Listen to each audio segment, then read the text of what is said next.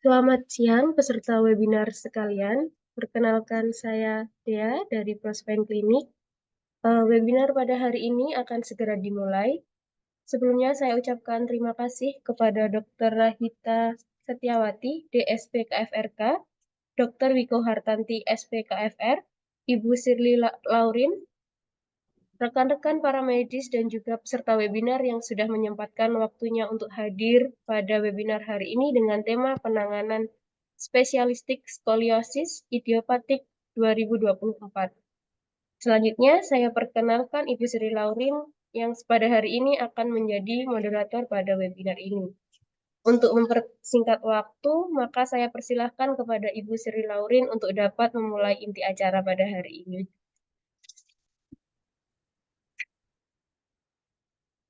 Ya, terima kasih Mbak Dea.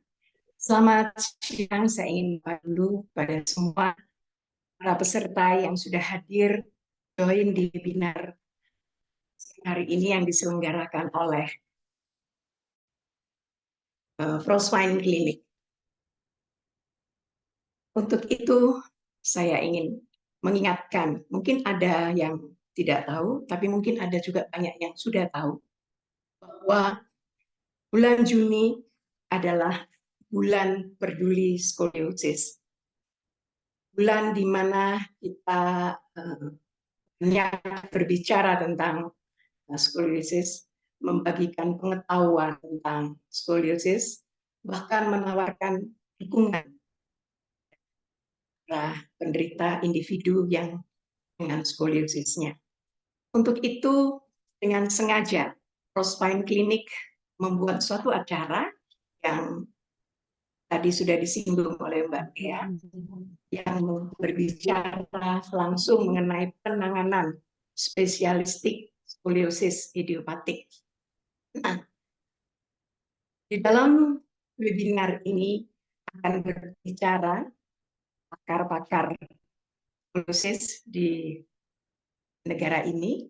Nah, untuk itu kita bersama akan mendengarkan pemaparan yang akan disampaikan oleh Dr. Ruwahita Satyawati, SPKFR Konsultan, yang mengambil topik perspektif 3 dimensi dalam diagnosis dan bracing skoliosis. Dan itu saja, kami juga mengedepankan topik yang tidak kalah menariknya, yaitu pendekatan terkini latihan spesifik skoliosis yang nanti akan dibawakan oleh Dr. Wiko Hartanti, SP KFR. Nah, untuk tidak berpanjang kata, saya ingin dulu menjelaskan rules-nya webinar, yaitu tolong para peserta men-silent HP masing-masing. Kemudian juga kalau nanti ada pertanyaan, mohon Anda bisa menuliskan di ruang chat, sehingga admin yang bertugas akan mengkolek, dan jika waktunya masih banyak, dan langsung dijawab oleh Dr. Ruwahita maupun Dr. Wiko. Oke. Untuk tidak berpanjang kata, saya akan menyerahkan acara selanjutnya kepada Dr. Ruwahita Satyawati, SPKFR Konsultan. Kepada Dr. Ruwahita, saya persilahkan. Terima kasih. Selamat sore, Bu Sherly. Ini suara siang ya, tanggung soalnya. Suara saya cukup jelas, Kak, Bu? Oh, cukup jelas, Dok. Baik, ya. Jadi, seperti Bu Sherly tadi katakan, bahwa karena bulan Juni ini adalah bulan peduli untuk skoliosis, mencoba men-sharingkan gitu ya. Karena sebenarnya klinik kami kan dari 2008 ya. Tapi kali ini yang kami pilih topiknya dan yang saya akan sampaikan adalah perspektif 3 dimensi dalam mendiagnosa dan dalam pemberian bracing untuk skoliosis. Baik, slide berikutnya. Ini adalah hal-hal yang akan kita bicarakan. Kita akan secara umum menyampaikan pendahuluannya. Lalu saya akan membicarakan bagaimana terjadi perubahan atau transformasi dari pendekatan skoliosis yang awalnya 2 dimensi menjadi 3 dimensi. Lalu bagaimana transformasi dari 2 dimensi, 3 dimensi itu mempengaruhi manajemen skoliosisnya. Dan akhirnya setelah kita tahu bersama tentang perubahan-perubahan itu termasuk manajemennya, apa langkah yang seharusnya kita ambil? Baik, next. Baik ya, jadi seperti kita ketahui sebenarnya skoliosis itu sudah dikenal dari awal oleh Hippocrates, bahkan pengenalannya itu 400 tahun sebelum Masehi. Jadi istilahnya dikatakan bengkok begitu ya. Dan pendekatan ini artinya 2 dimensi kan ya, kalau bengkok ke samping masih terus dipertahankan. Bahkan di tahun 2014 salah satu abstrak tentang skoliosis menyatakan skoliosis adalah ketidaknormalan ke samping dari tulang belakang. Jadi kita bisa melihat di sini kalau skoliosis pada saat itu hanya dilihat dari depan. Apakah dia miring ke samping atau tidak, begitu. Asalkan miringnya lebih atau melengkungnya lebih dari 10 derajat, maka itu sudah dikatakan sebagai skoliosis. Gitu ya. Oke, slide berikutnya.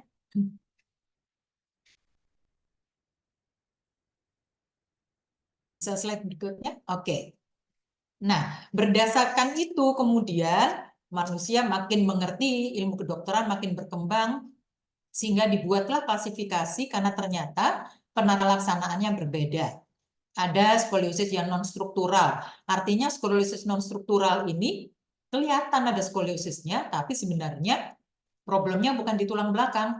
Jadi misalnya kemudian dia mengalami sakit, ini terbentur nih barusan pinggang saya yang kanan, aduh sakit, langsung bengkokkan badan gitu ya, lengkung, kelihatan lengkung kan ke samping, tapi itu bukan karena problem di tulang belakang sebenarnya, tapi karena sakit atau panjang kakinya sebelah, gitu ya, itu termasuk non struktural. Sedangkan yang termasuk struktural transien ini ada sesuatu di tulang belakangnya, ya, tapi itu bukan skoliosis sebenarnya. Contohnya yang paling sering struktural skoliosis transien ini kadang-kadang disebut sebagai ini ya, disebut sebagai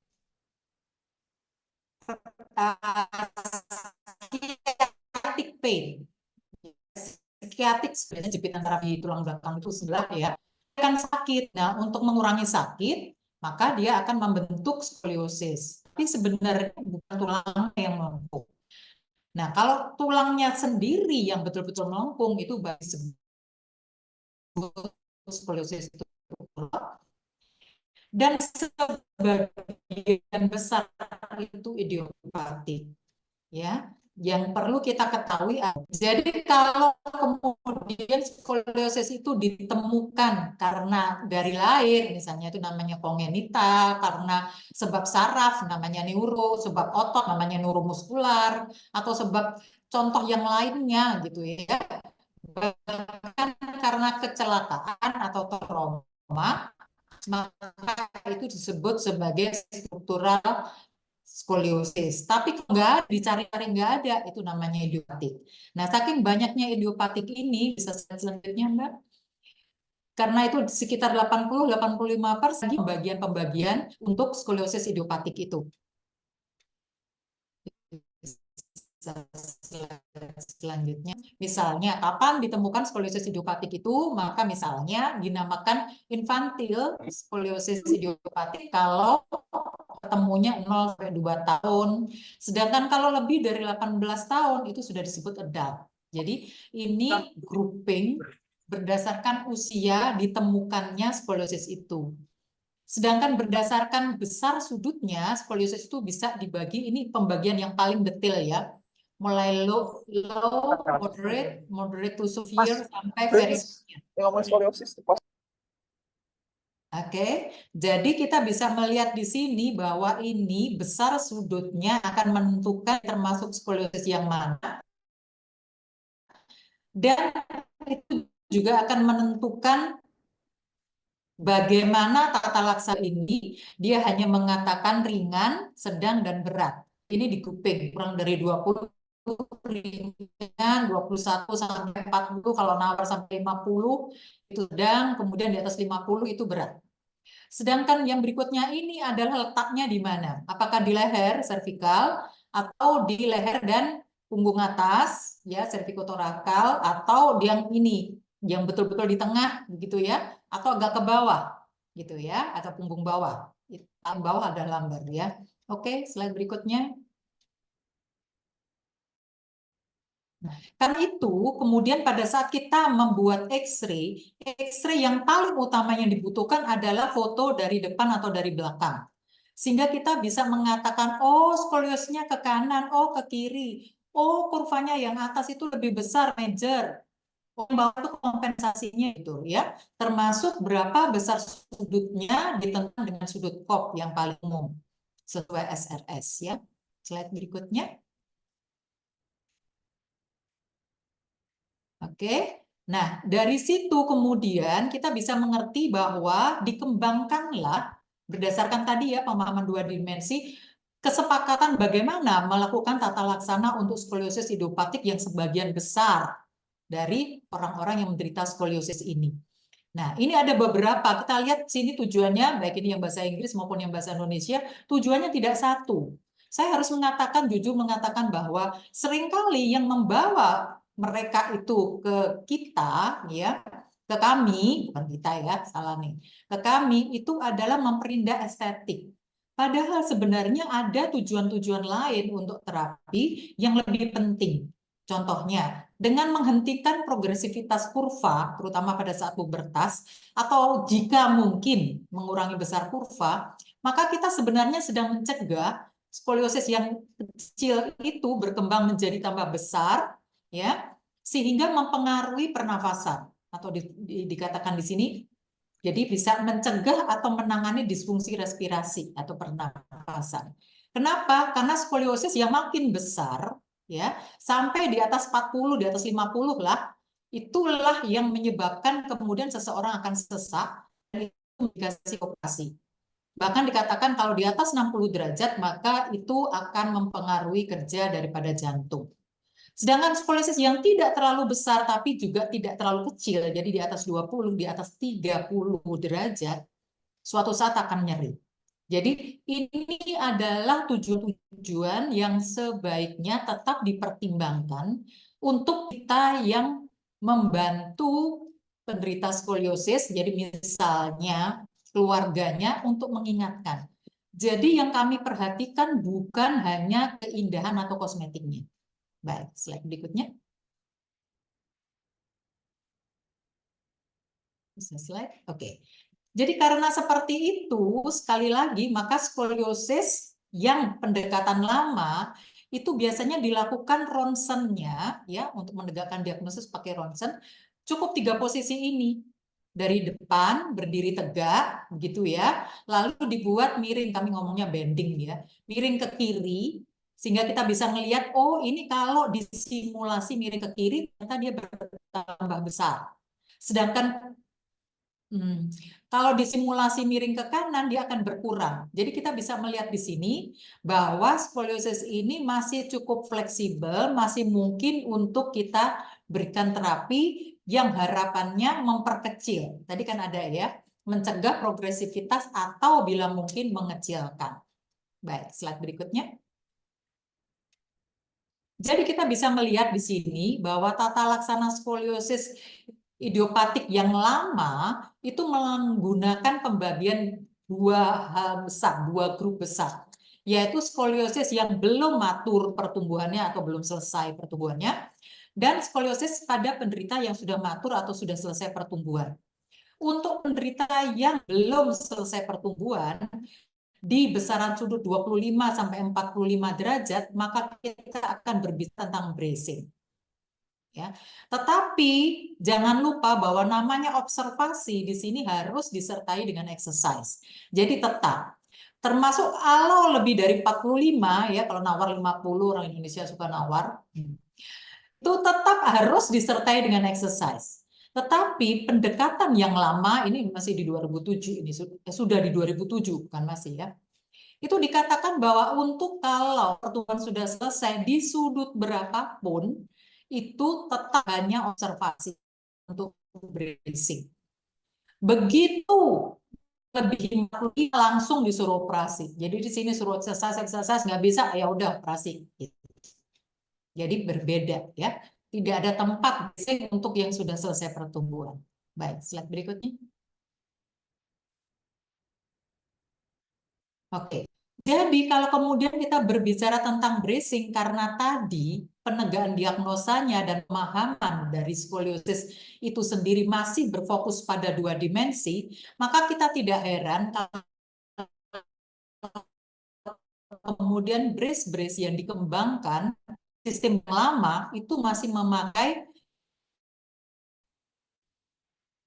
3 titik dekati bidong dari seperti tangan song di sini belakang, di sini ditahan, ya. Sekali lagi dorong sini 1, 2, 3. Oke. Dan yang memakai itu semua. Jadi contohnya ini Milwaukee, MSO, Boston, Charleston. Milwaukee ini yang sampai leher, MSO, Boston, Charleston itu yang sampai dada, yang seperti ini MSO. Ya. Tapi kita masih bisa membaginya menjadi 2, rigid brace dan flexible semi rigid. Jadi yang rigid brace ini yang betul-betul kaku, ya. Lalu tekniknya menggunakan gaps. Nah, ini banyak komplain. Akhirnya kemudian berkembanglah yang fleksibel atau semi rigid yang dikenal antara lain seperti ini spine core, tapi kami mengembangkan triasi. Nanti saya jelaskan kenapa. Baik, slide berikutnya. Oke, ini caranya ya nge-gaps. Jadi jujur aja tidak nyaman, terutama untuk kenyataan bahwa yang namanya idiopathic scoliosis ini adolesen itu cewek-cewek ya, karena sebagian besar memang mengenai remaja perempuan. Jadi ini tekniknya seperti ini, setelah di-gaps kemudian dipotong di belakang dan ini dipakai sebagai cetakan untuk membuat brace-nya. Baik, slide berikutnya. Jadi melihat kenyataan seperti itu, kami kemudian belajar lagi dan memang seluruh dunia dan mengakui dan mengadakan transformasi pemahaman skoliosis dari 2 dimensi menjadi 3 dimensi. Baik, slide berikutnya. Seperti apa yang didapatkan? Jadi sini dikatakan ini ya di 2019. Tadi 2007 ya pemahamannya, sepakatannya masih seperti itu. Dikatakan bahwa setelah ini kita kurang memperhatikan dimensi ketiga. Ya, dimensi ketiga. Jadi lihat tadi kita hanya memperhatikan dari depan. Memang kadang-kadang ada rotasinya berarti dari sedikit, tapi X-ray-nya pun kita tidak standar. Tapi sekarang kita harus memperhatikan skoliosis itu bukan cuma dari depan, tapi juga dari samping, kita berarti dari samping, dan juga bidang aksial. Jadi tangan saya begini, ini dipotong. Ya, aksial, jadi bidang transversal. Seperti gambar yang ada di sebelah kanan ini. Jadi kita bisa melihat bahwa betul-betul sekarang pemahamannya bahwa skoliosis itu deformitasnya 3 dimensi.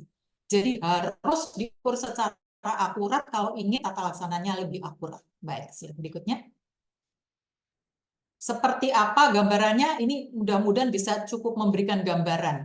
Ya, jadi kita bisa melihat di sini seperti inilah sebenarnya skoliosis itu dilihat dari aksial ya, dipotong melintang, dilihat dari atas tuh kayak begini. Skoliosis kita yang sebelah kiri ya. Yang tengah itu yang paling itu dari belakang, dari samping.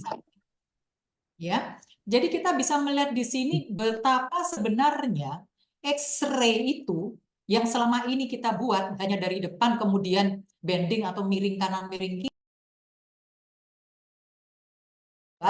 ya, dari depan dan dari samping setidaknya, karena kita akan kesulitan kalau harus membuat yang aksial. Baik, slide selanjutnya.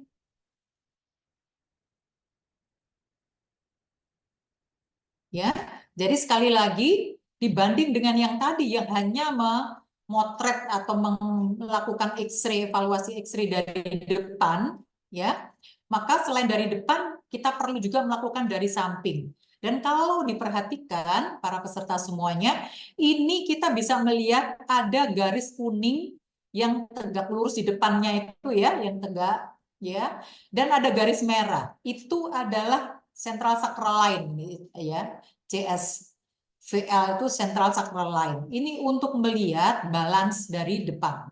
Sedangkan dari samping, dari sagital itu juga harus ada. Jadi ada stabilitasnya. Kita bisa lihat atau balance-nya. Baru kemudian ditambah bending kanan, bending kiri. Jadi sekali lagi ini adalah yang standar baru yang bisa memotret secara lebih bagus daripada standar X-ray yang lama yang otomatis hanya pendekatan sebenarnya dari bidang frontal saja. Baik, slide berikutnya. Jadi dengan melakukan pemahaman yang lebih bagus seperti itu, melakukan X-ray yang lebih pas, maka kita bisa menduga atau memperkirakan prognosis ya.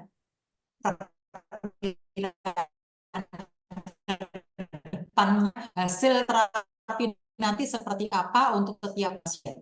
Nanti dengan begitu kita juga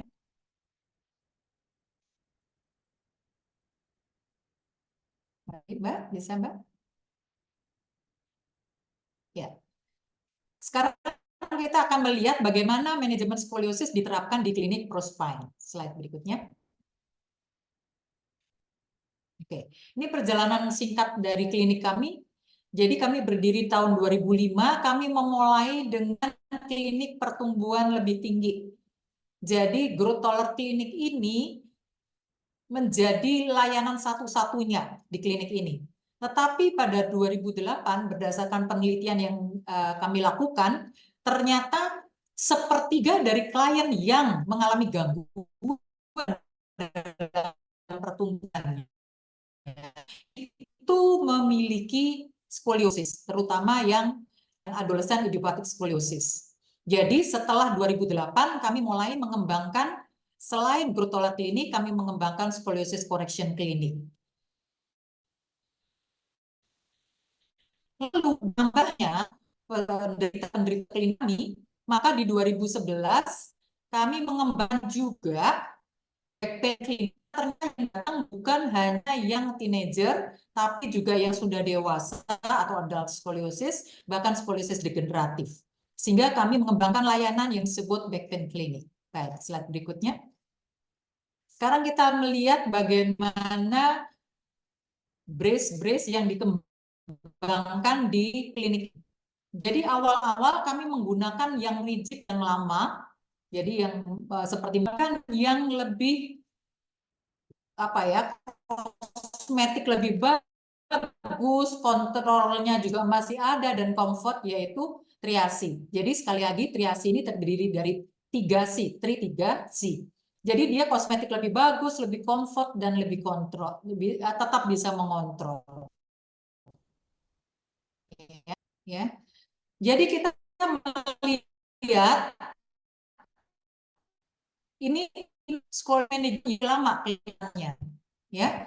Jadi 11, 20, 20 sampai 40 pakai brace, di atas 40, 50 pakai operasi. Oke. Tapi apakah memang benar tetap seperti ini? Ya, baik, slide berikutnya. Nah, ternyata ini negeri ini salah satu ya petingginya sosok gitu ya, tahun 2022 mengeluarkan algoritma ini. Jadi untuk adult skoliosis yang ditemukan pada umur dari 18 tahun, tidak peduli sebelumnya punya idiopathic skoliosis yang adolesen atau tidak, itu tetap ada tempat untuk rigid brace, bahkan 3D rigid brace ada tempatnya, 2 dimensi rigid brace ada tempatnya, low profile rigid brace ada tempatnya. Tapi memang ini diberikan terutama untuk yang ada keluhan. Jadi seperti low back pain, ya. Jadi kita bisa melihat di sini dunia kesehatan yang merubah pola pikirnya terhadap penggunaan rigid brace yang awalnya hanya diperuntukkan untuk mereka yang belum selesai pertumbuhan, sekarang untuk semua umur bisa, asalkan tepat indikasi atau sesuai dengan keperluan. Baik, slide berikutnya. Oke, ya. Jadi kemudian kami mengembangkan di klinik ini lagi. Kalau awalnya 2 dimensi, ini modifikasi daripada MSO yang saya buat untuk lebih lighter, lebih ringan, ya, dan lebih mudah dikoreksi. Jadi ini sekali lagi ini modifikasi pada MSO. Kita bisa melihat di sini pada saat seseorang memakai MSO ini ya, karena ini memakai MSO, maka kita melihat satu symmetrical brace istilahnya. Sedangkan untuk Rigo brace ini sesuatu yang lebih apa ya, koreksinya besar. Jadi dia overcorrected sehingga dikatakan asymmetrical brace. Baik, slide berikutnya. Ya. Jadi karena pendekatannya berbeda, maka bracingnya pun pembuatannya juga berbeda. Jadi berdasarkan X-ray-nya dan klasifikasi yang kemudian dibuat, maka brace untuk MSO masih tetap sama semua, sedangkan untuk Rigo sistem Shenu brace itu bisa mulai tipe A, tipe B, tipe C, bahkan tipe E. Kita lihat contohnya nih, ya brace-nya. Yang tipe E dan tipe A itu beda sekali nih, yang ujung kanan sama ujung, ya. Jadi kita bisa melihat di sini bahwa sebenarnya pendekatan yang diperlukan untuk skoliosis yang pemahamannya sudah 3 dimensi itu betul-betul harus 3 dimensi termasuk bracingnya, dan nanti disampaikan Dr. Wiku tentang exercise. Baik, slide berikutnya. Oke. Ini contoh-contohnya ya. Jadi begitu banyak macamnya. RSC ini yang untuk maksimum treatment. Jadi yang full day, 23 jam ya, minimal 20. Oke. Dan ini bisa untuk ICE ya. Tapi kalau kemudian dia mengalami agak kesulitan untuk penyesuaian, boleh dipakai yang night brace ini. Tapi night brace ini tidak semaksimum RSC yang general gitu ya. Yang night brace ini disarankan untuk kurva yang kecil. Sedangkan untuk skolioser yang sudah dewasa, lebih dari 18 tahun, dibuatkan yang seperti ini. Jadi yang lebih rendah, tidak setinggi ini. Jadi tidak terlalu overcorrected. Baik, slide berikutnya. Hanya itu saja? Ternyata tidak. Ya, RSC juga mengembangkan yang lainnya. Karena apa? Karena tidak semua itu mau seperti itu. Kadang-kadang ada yang hiperlordotik, ya, ada yang juga hyperkifotik. Nah, yang untuk hyperkifotik, maka kita akan mengkombinasikan RSC tadi dengan S-brace ini. Itu ya. Sedangkan untuk yang congenital scoliosis atau yang kemudian causative scoliosis seperti neurological problem gitu ya, akan dibuatkan S. Jadi sekali lagi ini lebih holistik sesuai pendekatan yang kita lakukan, yaitu 3 dimensi. Baik, slide ya. Jadi sekali lagi, Rigo sistem Shenu brace itu mengoreksi secara 3 dimensi, bukan hanya dari frontal atau dari depan, tapi juga dari samping, sehingga lebih balance dan fisiologis posturnya dilihat dari samping, tapi juga dari transversal. Transversal ini terutama justru kelebihan daripada RSC, karena dia akan ada yang namanya rotational breathing. Ya, jadi rotasinya itu bisa dikoreksi di dalam brace sehingga nanti bersama dengan exercise dia akan saling memperkuat dan hasilnya bisa maksimal. Baik, slide berikutnya. Ya, tekniknya pun sudah berkembang jauh. Ya, jadi ketika melakukan pembuatan dari RC brace, kami menggunakan prosedur 3D scanning yang jauh lebih akurat, lebih simpel, dan lebih cepat. Hasilnya tentu saja brace-nya pun akan lebih pas ke badan yang bersangkutan. Slide berikutnya. Oke, jadi setelah kita tahu seperti itu, pengetahuan tentang bagaimana kita memandang skoliosis itu secara 3 dimensi, kemudian bagaimana tata laksana yang dikembangkan secara 3 dimensi, apa yang sikap yang harus kita ambil. Baik, slide berikutnya. Ya. Jadi saya berharap setelah ini semua peserta webinar ini menyadari bahwa ketika kita menghadapi seseorang dengan skoliosis, maka kita harus mengoreksi secara 3 dimensi karena kenyataannya kelainan yang ada di skoliosis itu juga 3 dimensi. Dan karena itu perkenankan kami sebagai dokter SPKFR ya, itu membantu mulai dari mendiagnosa secara 3 dimensi, tentunya itu bisa merencanakan terapi yang lebih tepat dan juga mengevaluasi hasilnya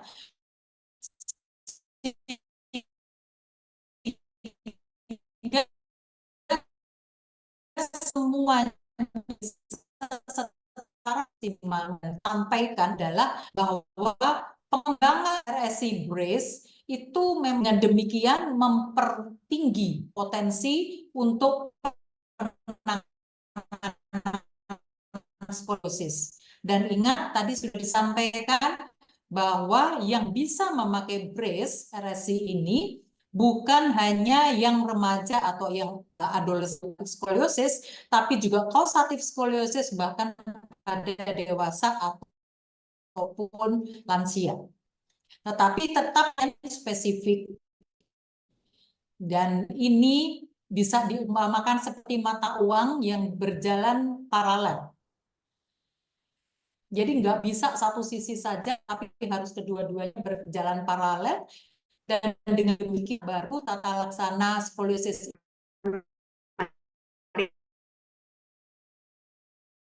lainnya melengkapi jadi disampaikan oleh Dr. Ruwahita. Nah, untuk itu saya minta Dr. Wiko Hartanti, SPKFR, untuk menjelaskan pada kita semua tentang pendekatan terkini dari latihan spesifik skoliosis. Jadi ada brace-nya, ya, latihannya. Nah, untuk itu kepada Dr. Wiko Hartanti saya persilakan. Sore, terima kasih Bu Shirley. Selamat sore Dr. Rohita, Dr. Rurit. Suara saya Sore, jelas ya, Dok. Bu, Dokter. Jelas banget, Dok. Oke, Ya. mohon izin saya share screen. Baik, tadi seperti yang sudah disampaikan oleh Dr. Rurit, Dr. Rohita, bahwa skoliosis itu adalah three-D torsional deformity of spine and the trunk. Jadi adalah deformitas 3 dimensi. Memang secara objektif itu bisa diukur melalui Cox angle, yaitu sudut kurva di mana lebih dari sama dengan 10 derajat dan adanya rotasi. Definisi ini sudah diadopsi oleh Scoliosis Research Society sebagai standar yang diakui. Nah, SRS ini adalah acuan kita ya. Kemudian salah satu acuan yang lain ini adalah the International Society of Scoliosis Orthopedic and Rehabilitation Treatment atau SOSORT yang mengeluarkan guidelines tahun 2016 yang sampai sekarang masih belum diperbaharui. Jadi masih kita pedomannya masih di 2016 yang menyatakan bahwa latihan spesifik skoliosis atau PSSE ya tadi Physiotherapeutic Scoliosis Specific Exercise nanti yang akan saya sebut sebagai PSSE ya. Jadi berarti maksudnya adalah latihan spesifik skoliosis, ini dapat diterapkan pada berbagai kondisi dan berbagai fase dari skoliosis. Tadi Dr. Wahita sudah menjelaskan ada berbagai macam klasifikasi, onset, kemudian severitas dari skoliosis. Nah, masing-masing hal itu ada komponen PSSI-nya di sana yang direkomendasikan oleh SOSORT. Jadi PSSI merupakan satu tulang punggung dari manajemen skoliosis. Nah, kalau kita lihat evidence base-nya, jadi apa yang dikatakan melalui rekomendasi SOSORT ini?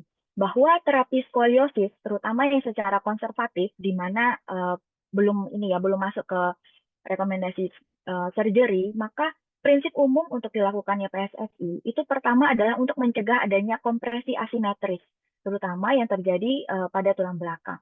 Terus mengurangi ketidakseimbangan otot yang terjadi sekunder. Bisa terjadi primer juga, tapi most likely adalah yang sekunder, maka dia butuh dilakukan exercise. Kemudian adanya pencegahan gaya reaktif lordosing. Nah, ini nanti akan saya bahas lebih jauh ya. Jadi pada postur pasif, seringkali pada penderita skoliosis atau skolioser, dia memiliki postur yang lebih lordosik. Memang ada beberapa variasi, namun yang paling sering itu adalah terjadinya lordosing itu yang pada posisi postur yang pasif itu dia akan lebih membungkuk.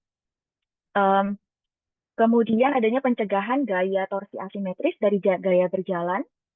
Dan kemudian produksi gaya detorsional dinamis yang melibatkan mekanika pernapasan. Ini kalau tadi masih ingat, Dr. Wahida menyebutkan sebagai rotational breathing. Jadi akan kita bahas lebih lanjut.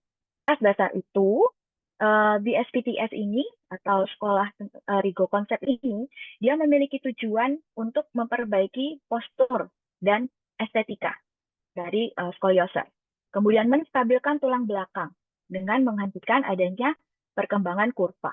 Kemudian mengedukasi, jadi mendidik pasien dan juga keluarga, karena seringkali klien yang datang itu adalah remaja, jadi orang tua juga perlu diedukasi mengenai kondisi dan juga pilihan-pilihan terapi untuk kondisi skoliosisnya. Kemudian untuk meningkatkan fungsi pernafasan, meningkatkan aktivitas, activity daily living, dan juga mobilitas secara fungsional. Yang terpenting lainnya adalah untuk meningkatkan citra diri dan persepsi diri, harga diri secara keseluruhan. Karena seringkali remaja, juga para skolioser ini kadang-kadang jadi stressful, jadi anxiety dengan kondisi tubuhnya ya, karena adanya skoliosis ini. Dan yang salah satu yang juga cukup mengganggu, yaitu adalah nyeri. Jadi PSSI dengan Rigo konsep juga mentargetkan untuk mengurangi nyeri. Ya, ini ada beberapa posturnya ya. Kemudian ada dua komponen utama dari skoliosis. Yang pertama adalah komponen struktural dan ada juga komponen non-struktural. Komponen struktural yang dimaksud ini adalah komponen yang memang sudah built-in dari orangnya, jadi dari pasien atau skoliosernya, di mana itu adalah bentuk morfologi tulang dan juga jika adanya restriksi dari jaringan lunak atau soft tissue di sekitar tulang belakang. Itu merupakan komponen struktural. Nah, ada komponen non-struktural. Yang ini menjadi suatu pertimbangan dalam kita memberikan exercise kepada skolioser. Yang pertama itu adalah efek kompresi dari gravitasi. Nah, kelemahan postural ini bisa memperberat kurva skoliosis. Suatu penelitian menunjukkan bahwa Cox angle kalau diambil dalam dua posisi, yaitu pada posisi lain supine, pada posisi berbaring, dibandingkan dengan Cox angle pada skolioser yang berdiri tegak, posisi erect, itu ada perbedaan sekitar sampai 10 derajat. Pada posisi berdiri, kurvanya akan semakin berat. Nah, komponen non-struktural ini harus diingat oleh terapis dan juga oleh dokter dalam meresepkan latihan apa yang diperlukan oleh skolioser. Sehingga di situ nanti akan kita berikan variasi-variasi untuk positioning. Gitu. Di mana kita berupaya untuk mengeliminasi komponen non-struktural ini. Jadi gravitasinya sebagaimana mungkin kita eliminasi atau kita manfaatkan sebagai efek untuk membantu detorsional force. Jadi justru kita manfaatkan untuk dia membantu ke arah kemana kita mau melakukan dia koreksinya. Gitu. Oke. Nah, prinsip umum latihan dari 3 dimensi ini adalah yang pertama koreksi 3D postural yang stabil. Jadi setelah dikoreksi itu harus stabil. Jadi kalau bisa tidak malah justru terlalu extraction energi. Jadi kalau misalnya dia berusaha terlalu sangat keras untuk mencapai postural mencapai koreksinya, tapi dia tidak bisa mempertahankan itu dalam cukup lama. Nah, itu berarti tandanya koreksinya tidak stabil. Gitu. Nah, koreksi itu harus dilakukan juga dalam 3 dimensi. Kemudian nanti ada teknik ekspansi. Ini teknik salah satu yang cukup penting dalam pendekatan 3 dimensi. Kemudian ada aktivasi otot dan integrasi. Jadi kita lihat satu persatu. Koreksi 3D pada postural, ini kita bisa koreksi pada sagittal, frontal, dan juga transversal. Jadi ada 3 bidang yang kita perlu koreksi. Ini nanti kita bisa pelajari lebih jauh kalau memang tertarik untuk melihat bagaimana bidang-bidang ini, baik itu dari segmen-segmen vertebranya yang akan kita koreksi, apakah ini anterior, ke posterior, dan seterusnya ya.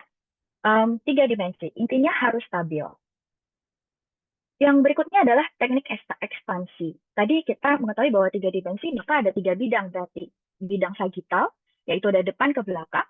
Bidang frontal, itu ke samping kanan dan kiri. Ini ya, ini yang sagittal, depan ke belakang. Kemudian frontal, kita bisa mengembangkan kanan ke kiri, ya, ke sisi-sisi. Dan aksial, ini jangan dilupakan, di mana mengembangkan itu dari bawah ke atas, yaitu bidang atas ke bawah, yaitu kalau misalnya kita sering sebut ini adalah 3D elongation. Jadi self elongation mainnya di situ, jadi di sisi aksial. Oke, nah pada kasus skoliosis maka bisa jadi gaya yang diberikan tidak sama, jadi tidak simetris. Jadi kalau misalnya ada salah satu sisi dengan mengalami concavity, maka dia harus, atau concavity maksudnya adalah kecekungan ya, maka sisi cekungnya itu harus mendapat gaya dorongan dengan lebih besar dibandingkan gaya yang berada pada sisi cembung. Gitu. Kurang lebih dari teknik ekspansi. Lalu untuk aktivasi otot. Aktivasi otot ini merupakan fase di mana saat sudah tercapai koreksi postural yang oke. Kemudian dia sudah bisa ekspansi dengan bagus. Maka koreksi ini harus dipertahankan. Jadi mempertahankannya bagaimana? Yaitu adalah dengan mengaktifasi otot-otot supaya dia bisa mempertahankan ekspansi dan koreksinya dengan baik. Kalau misalnya kita lihat pada gambar ini, pada saat dia melakukan rotational angular breathing, ini adalah pada saat dia melakukan koreksi tadi ya, ekspansi dengan melakukan rotational angular breathing. Maka pada saat itu otot-otot interkostal itu akan mempertahankan dirinya pada posisi tersebut sehingga pada sisi concavity, ya ini kalau kita lihat ini sisi cembungnya ya, yang ini sisi konveksnya atau sisi cekungnya, maka sisi cekung ini harus dipertahankan ke arah luar, ke arah lateral, sehingga dia mendorong tadi ke sisi luar, ya, sesuai dengan panah ini. Oke, kira-kira begitu. Nah, aktivasi otot itu perlu mempertahankan itu. Nah, kalau bisa dilihat juga di bagian cembung itu ada gayanya ke bawah, justru ke depan ya maksudnya. Nah, sehingga ini pun perlu dipertahankan. Nah, mempertahankan koreksi itu dengan aktivasi otot. Nah, ini adalah integrasi latihan di mana koreksinya perlu dipertahankan saat skoliosis melakukan berbagai macam posisi sampai dengan dia melakukan aktivitas sehari-hari. Nah, pada saat dia melakukan integrasi latihan ini, dia perlu belajar relax and reproduce. Jadi pada posisi relax seperti apa, kemudian dia harus reproduksi lagi bagaimana koreksinya tadi secara mandiri. Gitu. Kemudian dia perlu diberikan biofeedback, melihat di kaca atau melihat di video atau melihat mendengarkan feedback atau umpan balik dari terapis atau dari orang di sekitar, ya. Dan dia perlu melakukan ini berulang-ulang, repetisi, ya, dari duduknya slouching, kemudian dia koreksi, dan koreksi itu dijalankan sampai dia dengan berjalan, melakukan aktivitas sehari-hari.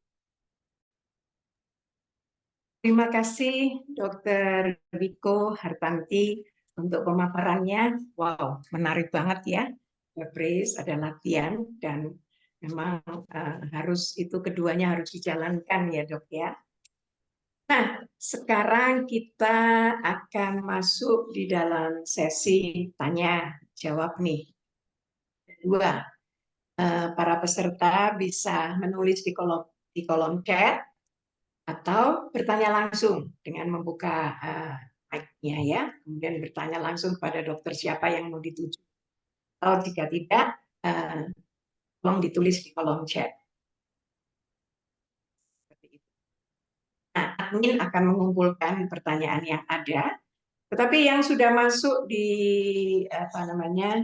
di tempat saya, ini adalah pertanyaan begini. Mungkin bisa diberikan ke Dr. Wahita. Ya. Sebentar, ini saya baca ada.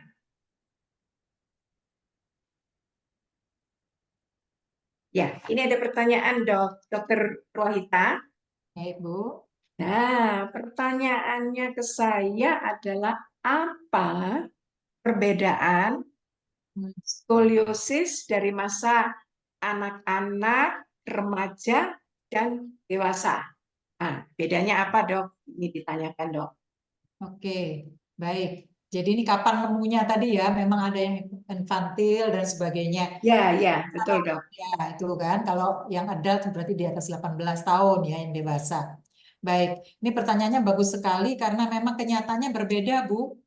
Jadi yang secara garis besar ya, belum tentu persis karena kita memang harus melihat satu persatu pasiennya. Secara umum kalau ditemukan pada anak-anak, apalagi sejak lahir, itu biasanya yang kausatif, yang ada sebabnya. Gitu. Misalnya ya, ada kelainan tulang belakangnya penyet sebelah gitu ya, atau kelainan sarafnya, kelainan ototnya tadi gitu ya, contohnya neurofibromatosis, itu biasanya ketahuannya lebih awal gitu. dan juga lebih besar, ya. Sedangkan yang remaja ini biasanya dia itu yang tidak tahu sebabnya alias idiopatik gitu ya. Itu kan nama tadi saya guyonnya nama cantik nama ganteng untuk mengatakan dokter maaf tidak tahu sebabnya gitu ya. Nah, kenapa di remaja? Karena pada saat seseorang menjadi remaja akan terjadi pertumbuhan cepat dari tubuhnya. Kita lihat nih, tangan saya kalau posisinya segini, terus ini segini, ya sama-sama kena angin gitu Bu ya, maka ini akan lebih gampang berputar gitu ya, apa melengkung. Jadi biasanya dia kemungkinan sih sebenarnya ada kecil, tapi tidak ketahuan. Begitu dia pertumbuhan masuk pubertas, ini segera tambah gitu. Nah, sedangkan yang untuk dewasa itu bisa macam-macam, Bu. Bisa mulai dari yang tadi sejak lahir ini terus kemudian dia jadi dewasa, atau sejak yang tadi remaja jadi dewasa. Jadi yang disebut adult itu lebih banyak macamnya. Lebih banyak macamnya mulai tadi yang ada kosatifnya, entah misalnya sarafnya yang salah gitu ya. Atau juga jadi apa namanya? Karena AIS-nya tadi yang idiopatik skoliosisnya bertambah kemudian dia jadi dewasa, tapi bisa juga, nah ini lebih banyak biasanya itu yang proses degeneratif. Makin usia, makin ya maklumlah mobil aja ada ininya gitu Bu. Tulang belakang kita capek kali Ibu ya, nanggung berat badan. Jadi proses degeneratif atau proses menjadi lanjut usia ini juga sering berdampak. Jadi kita bisa melihatnya di situ. Dengan kata lain Bu, ya please tetap periksakan ke dokter ini skoliosisnya yang mana. Toh tadi dengan pengembangan ilmu yang dari 2 dimensi ke dimensi bisa juga bisa untuk yang degeneratif skoliosis ya kenapa tidak gitu ya. Jadi ini memang ada ciri-cirinya sendiri, tetapi yang saya mau tambahkan terakhir sebelum nanti beralih ke pertanyaan lain, seringkali dia akan bertambah besar. Jadi nggak peduli tadinya, ini ada cukup banyak klien kita seperti itu. Tadinya pada waktu remaja skoliosisnya kecil Bu, ya. Nah, nggak perlu pakai brace atau nakal, ditawari pakai brace, dipakai cuma sehari 2 hari, lumayan sebulan 2 bulan, habis itu jadi pajangan gitu ya. Nah, setelah itu 50 tahun sekian datang lagi dok, aduh sakit dok. Nah ini ternyata tak lihat, oh iya udah 50 sekian tahun menopause ya. Nah yang perlu kita ketahui bahwa pada saat skoliosis itu, yang penderita skoliosis ini mengalami menopause, dia akan terjadi pengeroposan bisa sampai 10 kali lipat di sisi cekung.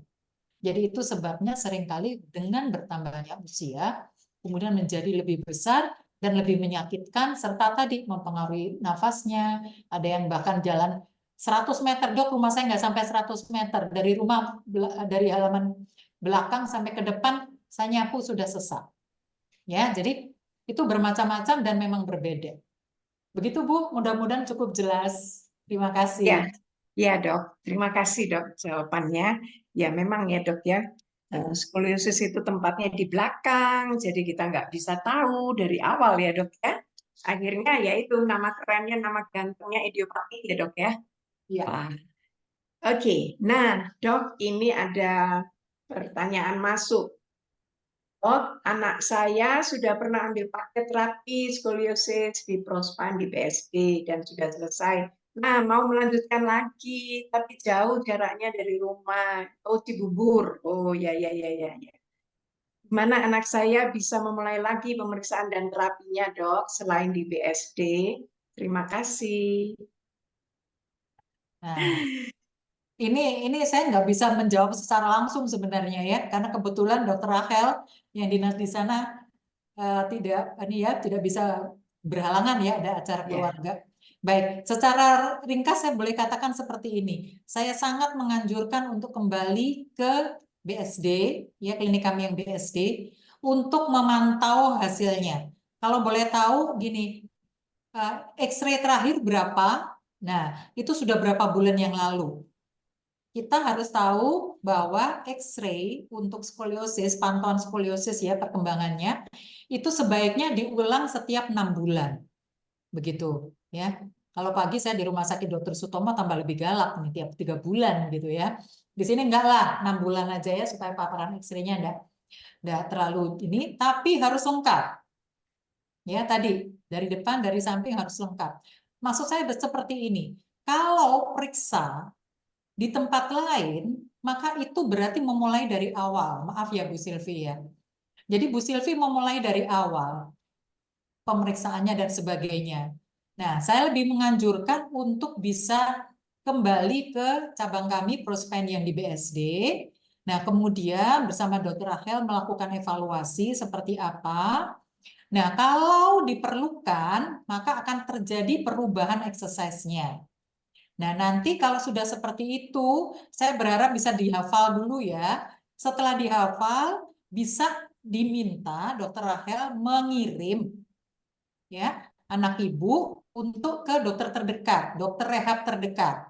Sehingga dengan pengantar dokter rehab yang dengan pengantar dokter Rachel, dokter rehab yang terdekat itu sudah tahu, oh ini sudah diberikan ini, begitu. Ya, jadi bisa lebih paham. Selain itu, yang saya harus ingatkan adalah kalau skoliosis putra ibu ini, putra atau putri ibu ya, biasanya putri ya, sudah memakai brace, maka brace-nya pun harus dikontrol.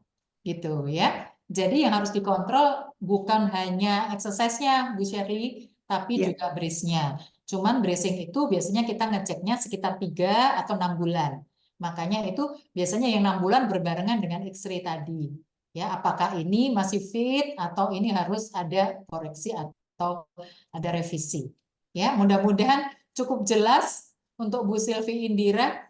Kalau belum jelas Bu, nanti bisa ini ya kontak admin kami ya supaya saya bisa memantau lebih lanjut untuk Ibu ya. Mudah-mudahan bisa menolong. Terima kasih. Terima kasih Bu Sylvie untuk pertanyaannya. Semoga jawaban dari Dr. Ruwahita bisa menjawab keingintahuan dari Bu Sylvie. Oke, nah dok, ini kebetulan tadi dokter menyinggung brace. Nah ada pertanyaan nih dok tentang brace. Apa tips pemilihan tipe brace yang tepat? Tadi kan ada triasi, ya kan dok? Terus ada MSO, kemudian ada Rico brace. Nah mungkin ada yang agak bingung dok. Bisa dijelasin dikit dok? Oke, baik ya. Jadi sejak pendekatan masih 2 dimensi, apalagi sekarang dengan 3 dimensi, ya Bu ya, selalu yang lebih baik adalah yang rigid. Kenapa? Karena tulang belakang kita ini nggak mudah dibelok-belokkan. Ya, kalau tangan kita suruh begini ya udah, kalau tulang belakang nggak mudah. Tadi Dokter Wiko udah mengatakan ya, karena tulang belakang kita harus weight bearing menahan berat badan. Tadi Dokter Wiko katakan, ditidurkan saja loh udah berkurang gitu. Ya, berkurang bisa sampai 10 derajat. Nah, persoalannya adalah kita cuma tidur berapa jam sehari. Gitu. Sebagian besar waktu kita dalam keadaan duduk, berdiri, di mana tulang belakang harus menyangga tubuh. Sehingga kalau saya boleh memberi tips ya, kalau memang dokternya memberi saran untuk rigid brace, turutin aja deh. Paling gampang tuh kayak begitu. Paling gampang tuh nurutin dokternya, karena pertimbangan dokternya pasti sudah panjang. Gitu ya. Kenapa? Karena tadi exercise-nya itu memang koreksi utama, aktif ngoreksi. Tapi kita harus tahu bahwa secara teori, ini gampangnya ya, sekali lagi gampangnya, sebetulnya kompleks seperti yang disampaikan Dr. Wiko. Nih ya, skoliosis begitu, kita exercise nih, dicoba diluruskan gitu ya. Tapi karena belum kuat betul, dia balik lagi ceklek, kena gravitasi kan. Nah, gitu ya. Jadi sebelum kuat benar, ini mau balik ganjal brace dulu. Gitu Bu ceritanya. Dan teorinya mengatakan memang membuat lentur supaya bisa dikoreksi itu jauh lebih cepat. Tapi nguatkan supaya nggak melengkung lagi ini butuh waktu 4 kali lipat. Jadi misalnya, setahun yang lalu nih aku ketahuan skoliosis, berarti butuh 4 tahun tuh. Mau 4 tahun ke klinik gitu ya. Kaya sih kita ya, tapi kan salah guyonannya ya. Apalagi kalau skoliosis, dong waktu itu saya masih SMA. Lah ini datang udah nenek-nenek. Jadi butuh berapa lama di klinik? Jadi itu alasannya yang paling baik sebenarnya rigid brace. Cuma memang rigid brace-nya kita harus pilih yang tepat. Ya, jadi sekali lagi di Indonesia ini sebenarnya kita agak ketinggalan, Bu, jujur aja ya. Brace-brace yang lama itu sudah, gitu ya. Kalau di luar negeri kita nggak pakai lagi, ya. Karena apa? Tekniknya tidak memungkinkan untuk presisinya bagus. Jadi meskipun kita memakai rigid brace, kita tetap harus memilah. Kalau sedapat mungkin, itu yang pakai pendekatan yang baru yang 3 dimensi, yang memakai teknik scanning, sehingga presisinya lebih pas. Seperti itu. Tapi memang kita mesti lihat kasus per kasus. Ya, jadi ada ininya lagi plus minusnya masing-masing. Terutama untuk mereka yang nggak terlalu besar skoliosisnya, ya, dan kemudian ya ada sakitnya sih, tapi dia, aduh dok, saya pernah punya tuh seperti itu ya. Dia itu ininya Bu, adminnya Ya. hotel yang di depan itu resepsionis gitu. Cantik-cantik pakai bris kayak begitu gimana? Jadi akhirnya saya beri tracing. Ya, jadi berundinglah dengan dokter.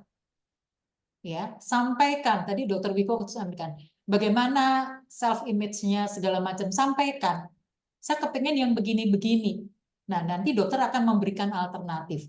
Dokter ya, kalau saya sendiri pribadi saya memakai prinsip kami tidak membuat keputusan untuk klien, tidak. Kami memberi alternatif pilihan-pilihan yang menurut kami paling tepat. Jadi silahkan memilih sendiri dengan pemahaman yang benar terhadap konsekuensi dari setiap pilihan. Ya. Nah, yang terakhir sebelum kita tutup nih, kita harus tahu nggak ada brace yang meskipun tadi ya triasi itu comfort, ya tetap aja ada nggak enaknya gitu ya. Kita aja mau kok minum obat pahit, ya iya kita tahu kita harus gitu. Jadi saya berharap sih meskipun rigid brace itu jelas tidak enak ya, tapi dengan pemahaman seperti yang kita sharing ini tadi, kita bisa melihat oh iya saya memang membutuhkan. Nah, perasaan membutuhkan itu nanti akan meningkatkan compliance baik untuk bracing-nya maupun untuk exercise-nya. Ya, ingat ya, bracing exercise seperti mata uang. Bukan uang monopoli yang cuma satu sisi, tapi 100.000. Begitu, Bu. Terima kasih.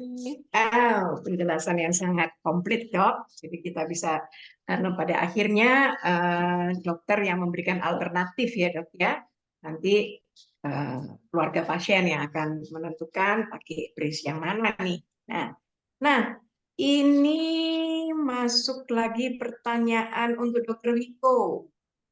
Ya, bagaimana memilih program latihan skoliosis yang tepat, Dok? Dan apa sih pertimbangannya? Nah, Dokter Wiko mungkin bisa membantu menjawabnya, Dok. Bagaimana memilih program latihan skoliosis yang tepat? Kalau Baik. sudah dipilih, apa sih pertimbangannya? Nah, silakan, Dok. Baik, terima kasih Bu Shirley untuk pertanyaannya. Pemilihan untuk latihan, ini yang paling penting itu adalah pasien mampu melakukan, atau skoliosisnya mampu melakukan.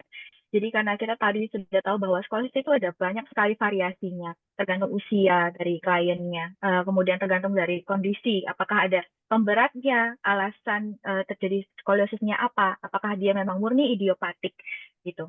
Dan yang ketiga itu adalah availability.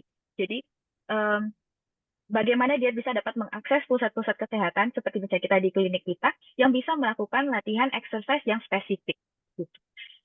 Sering-sering memang belum banyak ya dokter, mungkin ibu juga, yang klinik atau pusat-pusat kesehatan, misalnya pelayanan kesehatan yang bisa melakukan, terutama juga terapisnya yang sudah terlatih untuk melakukan latihan exercise untuk skoliosis gitu. Nah, yang paling penting saat kita memilih itu adalah pilih tempatnya dan ekspertis dari pelayanan kesehatan yang memang sudah mumpuni untuk melakukan latihan yang spesifik untuk skoliosis. Kenapa begitu? Karena tadi seperti sudah kita diskusikan dan jelaskan panjang lebar bahwa skoliosis ini memiliki kelainan atau bukan kelainan yang nanti nggak enak ngomongin kelainan, adalah suatu kondisi di mana berbeda sama sekali dengan kasus-kasus muskuloskeletal atau kasus-kasus yang lain yang biasa dihadapi oleh para ya ini di setting biasanya gitu. Karena biasanya kan nyeri punggung saja atau misalnya ada nyeri di sendi mana begitu. Nah, seringkali terapis yang biasanya akan melatih untuk kliennya itu belum paham atau belum biasa menangani kasus-kasus dengan skoliosis.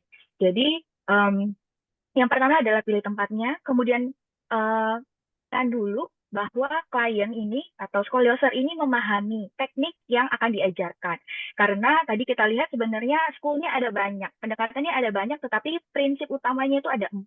Tadi ya, ada edukasi, terus ada koreksi postur yang stabil dalam 3 dimensi, kemudian ada integrasi, ya, kemudian dalam melakukan activity daily living. Jadi harus bisa dipraktekkan di sehari-harinya. Nah, kalau keempat konsep itu sudah dipahami, diinternalisasi oleh si skoliosernya, maka dia akan dapat melakukan exercise-nya dengan lebih rutin, lebih konsisten, sehingga hasilnya juga lebih optimal.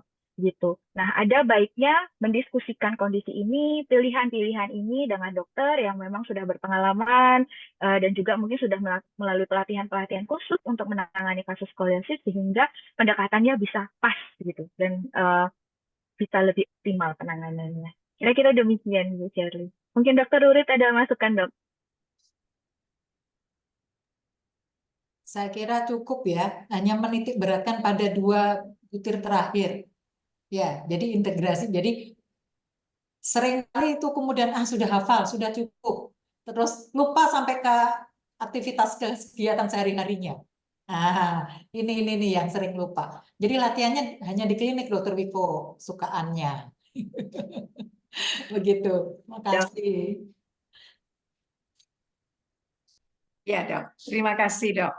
Wah, banyak tambah menarik nih. Ini kita sudah dibatasi waktu. Tapi oke, saya kasihan ini ada pertanyaan salah. Yang lainnya kita hold ya. Ini ada pertanyaan satu lagi untuk Dokter Wiko nih. Mengapa latihan skoliosis perlu dilakukan secara khusus?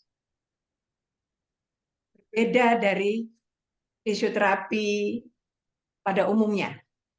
Nah, ini beliaunya nanya nih, mengapa latihan skoliosis perlu dilakukan secara khusus? Apa nggak ada yang umum-umum gitu loh, Dok? Mungkin maksudnya seperti itu, Dok. Silakan, Dokter Wiko. Baik, Bu Shirley. Terima kasih. Jadi seperti yang tadi kita mulai pahami ya, Bu, dari patologisnya, jadi penyebabnya dan bagaimana mekanisme terjadinya skoliosis itu merupakan sudah bergeser. Jadi dulu memang kita 2 dimensi, maka kita tekuk kanan, tekuk kiri, mungkin masih bisa dipahami dengan lebih sederhana, dan itu mungkin sudah masuk juga dalam kurikulum pengajaran dari terapis dan juga dokter yang dulu memang memakainya dengan konservatif seperti itu. Namun sekarang karena kita mulai bergeser pemahamannya menjadi 3 dimensi, maka ini membutuhkan satu pelatihan khusus dan juga pendekatan khusus di mana latihan ini berbeda akhirnya dengan latihan yang hanya bending-bending atau tekuk kanan atau tekuk kiri. Yang perlu dipahami ini adalah konsepnya tadi, bagaimana proses patologisnya atau proses terjadinya skoliosis itu kita melakukan detorsi dan juga melakukan elongasi dan juga mengintegrasikannya ke kehidupan sehari-hari. Nah, itu memang masih saat ini di setting klinis masih terbatas ya, Dokter Rurit juga memang masih belum banyak yang memahami dan juga masih sedikit juga yang menerapkan dengan maksimal. Jadi ada baiknya bahwa untuk latihan skoliosis ini benar-benar kita tempatkan secara spesifik untuk dilakukan. Kira-kira demikian. Oke, ya. Mudah-mudahan yang bertanya bisa mendapat jawaban dari yang barusan dijelaskan oleh Dokter Wiko maupun Dokter Wahida. Nah, kalau ini saya terusin panjang nanti kita nggak selesai-selesai nih. Bu Shirley, maaf Bu Shirley. Ya. Itu masih ada satu pertanyaan untuk Dokter Wiko tuh. Oh ya, oh sorry. Iya dok. Maharani, ya, monggo.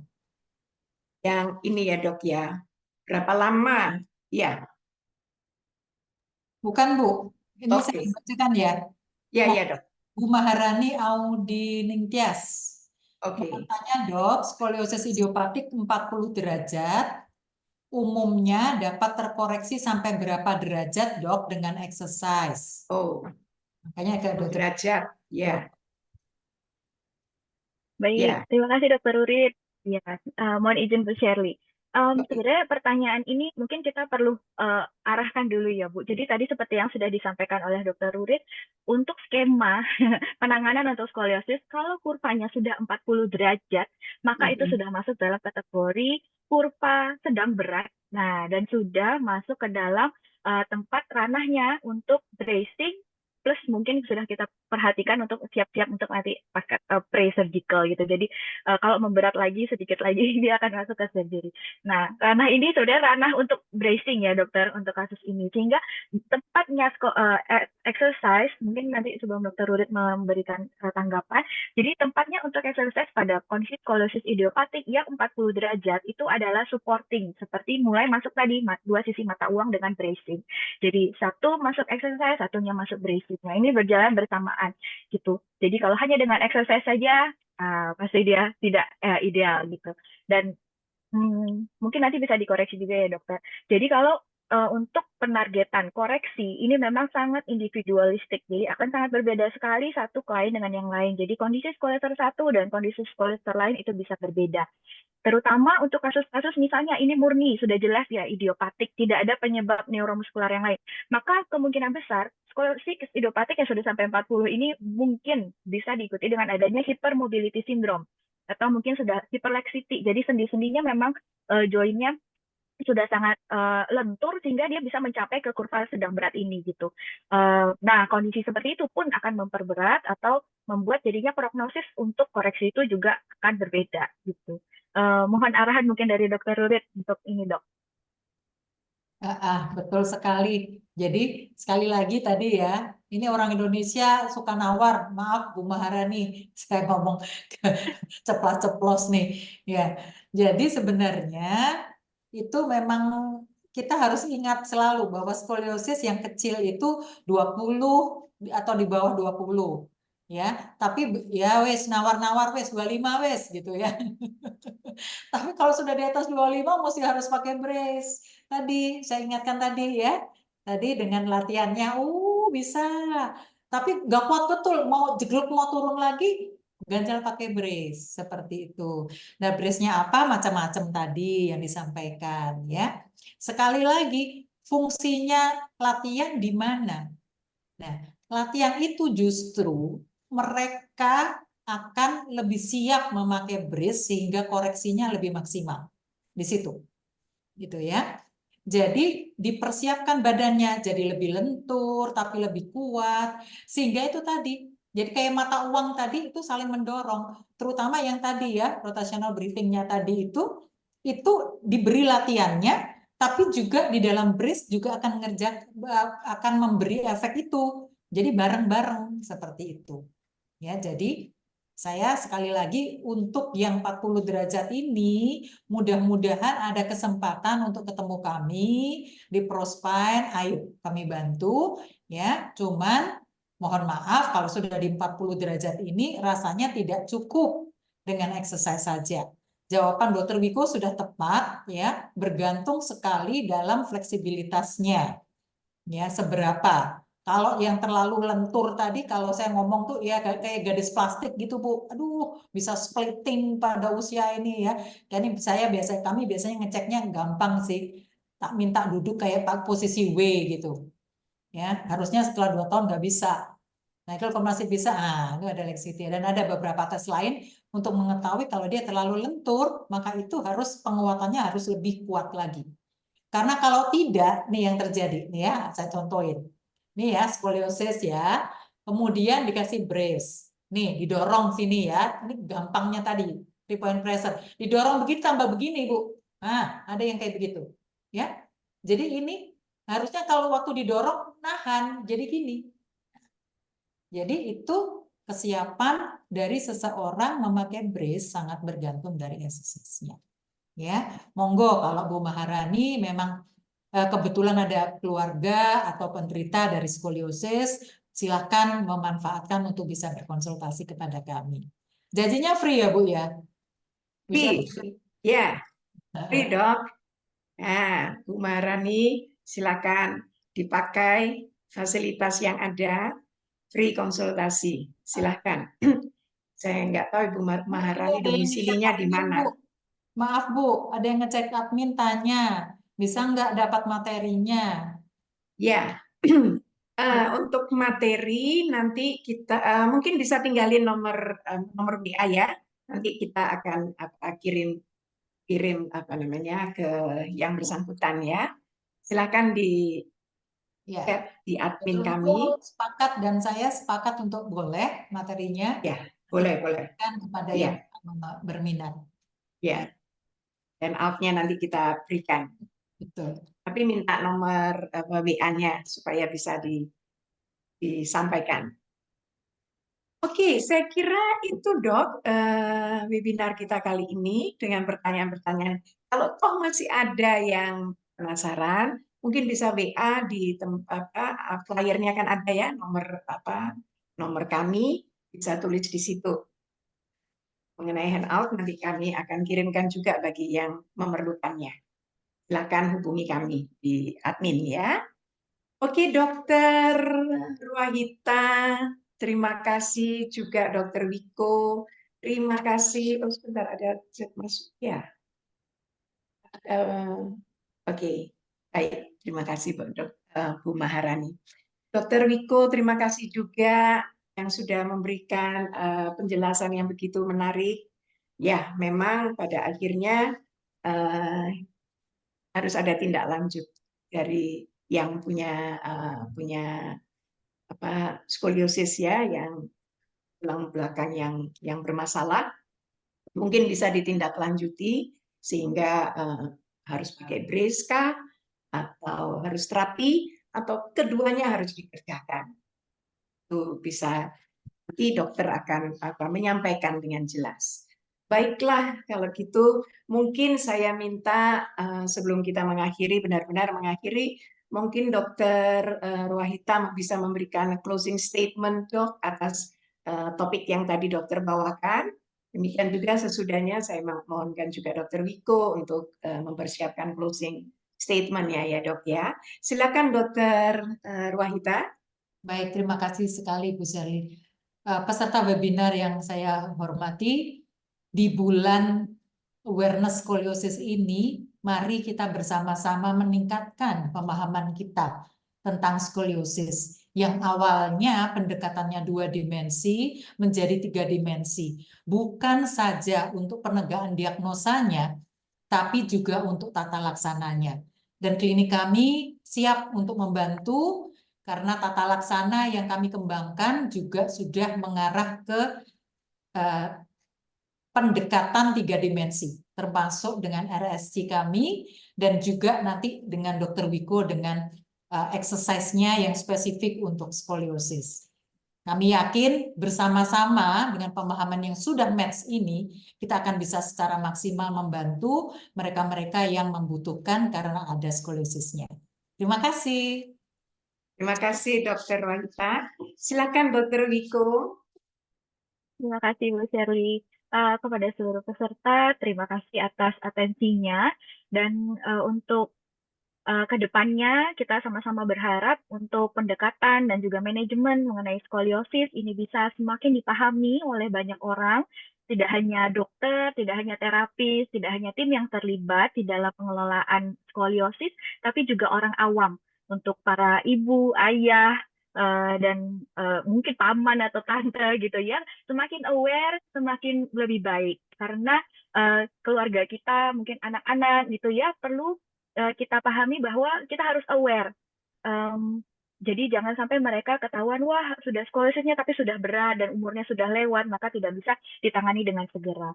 Jadi dengan awareness ini akan menjadi satu langkah yang baik untuk kita dapat melakukan penanganan yang lebih dini kepada anak-anak, remaja, dan juga mungkin sudah dewasa ya, untuk bisa mendapatkan penanganan yang lebih optimal. Demikian Bu Shirley, Dr. Rurit, terima kasih. Terima kasih Dr. Wiko.